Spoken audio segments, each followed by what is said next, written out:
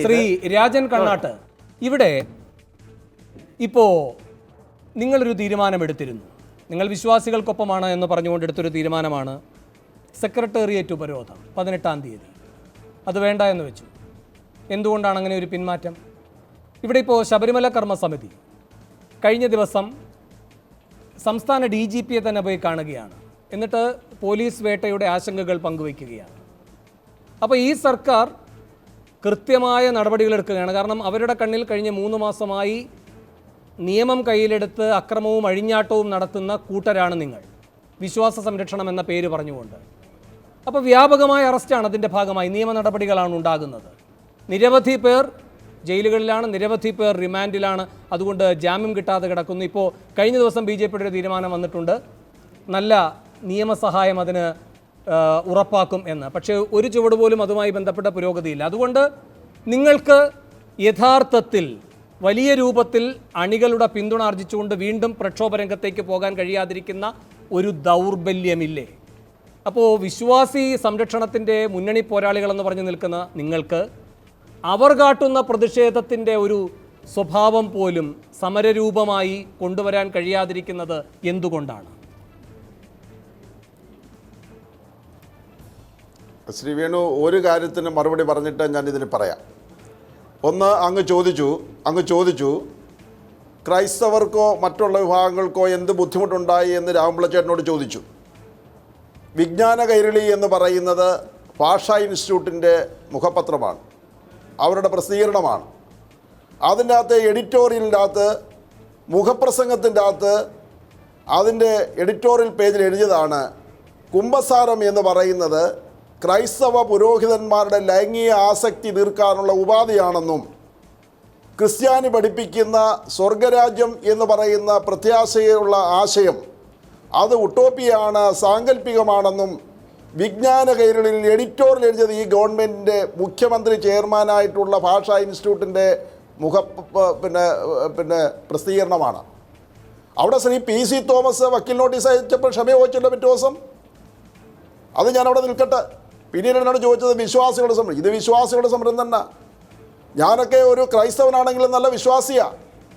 നിങ്ങൾ കാണിക്കുന്ന കാര്യം ചോട്ടെ, കോതമംഗലത്ത് പള്ളിയിൽ അവിടെ സുപ്രീം കോടതി വിധി നടപ്പാക്കാൻ നേരത്ത് നിങ്ങൾ 144 പ്രഖ്യാപിച്ചില്ലല്ലോ ഇടതുപക്ഷ സർക്കാർ. കട്ടച്ചിറപ്പള്ളിയിൽ 144 പ്രഖ്യാപിച്ചല്ലോ കായംകുളത്ത്. എന്ത് വിവേചനമാണ് ഒരു സർക്കാർ കാണിക്കുന്നത്? ഇതൊക്കെ തൊട്ടുമുമ്പിലുള്ളതല്ലേ. പിന്നീട് ഞങ്ങൾ വിശ്വാസികൾ നടത്തുന്ന സമരമാണോ എന്ന് ചോദിച്ചു. തീർച്ചയായിട്ടും ഈശ്വര വിശ്വാസികൾ നടത്തുന്ന സമരമാണ് ഇത്.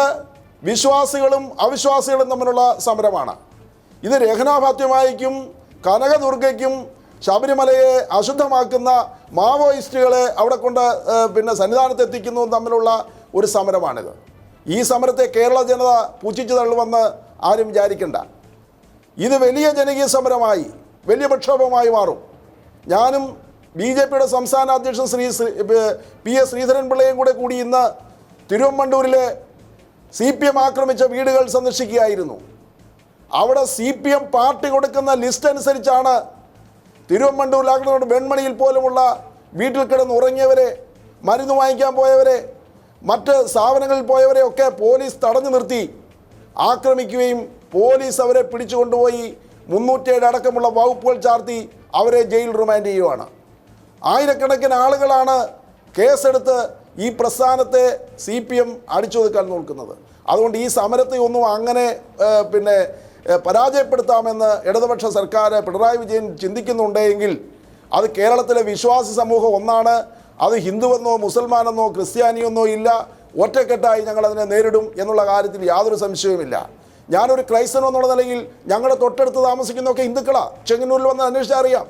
അവിടെ കെട്ടുമുടുക്കിനൊക്കെ ഞങ്ങളെ വിളിച്ചാൽ അവിടെ പോയി ഇഡലിയും സാമ്പാറും ഒക്കെ ഞങ്ങൾ കഴിച്ച് അവിടുത്തെ ശരണമന്ത്രങ്ങളും ഒക്കെ കേട്ട് ആ അമ്മയും പെങ്ങന്മാരും ഒക്കെ കെട്ടെടുത്ത് തലേ വെച്ച് കൊടുത്ത് ശബരിമലയിലേക്ക് ആനയിക്കുമ്പോൾ ഇന്ന് ആ വീടുകൾ മുഴുവൻ ദുഃഖമാണ്, ഹൃദയ ദുഃഖത്തിലാണ്. ചോദ്യം, അത് മനസ്സിലാക്കി ശബരിമല കർമ്മസമിതി അവരുടെ പ്രതിഷേധ പരിപാടികളുമായി മുന്നോട്ട് പോകുന്നുണ്ട്.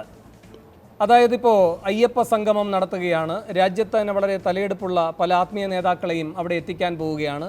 അങ്ങനെ ശബരിമല കർമ്മസമിതിയുടെ പ്രവർത്തനങ്ങൾ മുന്നോട്ട് പോകുന്നുണ്ട്. പക്ഷേ പ്രഖ്യാപിത സമരരൂപങ്ങളിൽ വെള്ളം ചേർക്കുക, പിൻവാങ്ങുക, പ്രഖ്യാപിച്ച സമരം തന്നെ എങ്ങനെ മുന്നോട്ട് കൊണ്ടുപോകണമെന്നതിൽ ആശയക്കുഴപ്പമുണ്ടാവുക, ഇതെല്ലാം കാണുന്നത് ശബരിമല കർമ്മസമിതിയിലല്ല, BJP-യിലാണ്.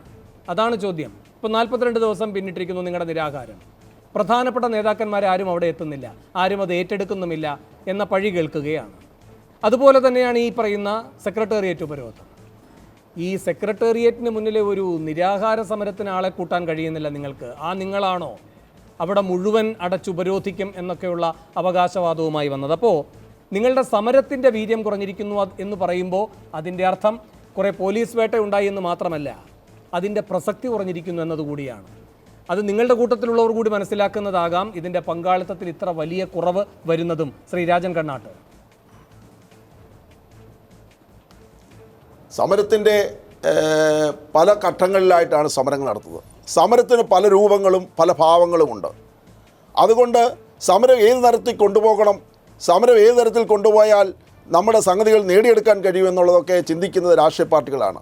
അവർ അതിനനുസരണമായ സ്ട്രാറ്റജികൾ രൂപപ്പെടുത്തി മുന്നോട്ട് പോകും.